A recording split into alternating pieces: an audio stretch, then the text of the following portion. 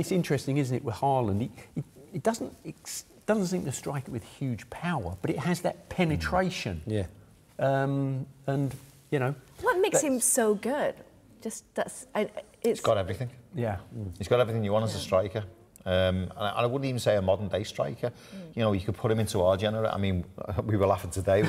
We're actually from 3 different generations here. But you could basically, put him in. there's 10 years difference and 10 years difference. So going up this way, getting older. But you could put Erling Haaland in your generation, my generation. I know we overlapped, but in your generation as well, and he'd be successful. He's got everything. So you put him on the same level as, say, like Alan Shearer, for example. Oh, without a doubt. Comfortably, yeah.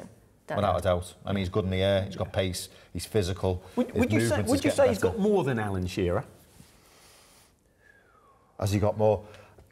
He's aggressive as well, isn't he? I mean, Alan played on his aggression, didn't he? Yeah. You know, and he's got that about him. You've seen him there with Tarkowski. All right, it was a soft, but he got up and he wants to fight. I think sometimes he looks for the fight to get himself up for it a little bit more, doesn't he? So he does go looking for it. I've got to put him in the same bracket. Yeah. Obviously, he's got to score the goals eventually that Shearer scored to match him, but he's on his way, isn't Michelle keeps saying it's not a great start for him, so I don't think he's going to get anywhere near it according to Michelle. Well, you talk about the 3 generations, right? You look at the names that's been on the list of the greatest ever forwards, the greatest ever strikers, right? Erling Haaland is this generation. He's battling against the likes of Mbappe, for example, right? In that same group. Who does he remind you of in your generations, respectively? That would be, I guess, a similar sort of player to him. Because I feel he's quite different in his own way. Yeah, listen, he would be quite different. But when you think of, I think he's that mixture, isn't he? When you think of, I suppose, the powerful nature of a Drogba, he'd have similarities to him. But then he'd also have, like you just mentioned, Shearer, that enough of the finesse that Shearer had to finish, where it was low into the corner, that aggressiveness in the air.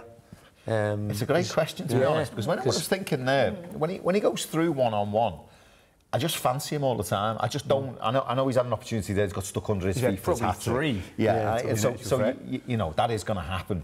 But when he goes through one-on-one, I just think goal. And for me, that was Michael Owen, because obviously his pace used to get him.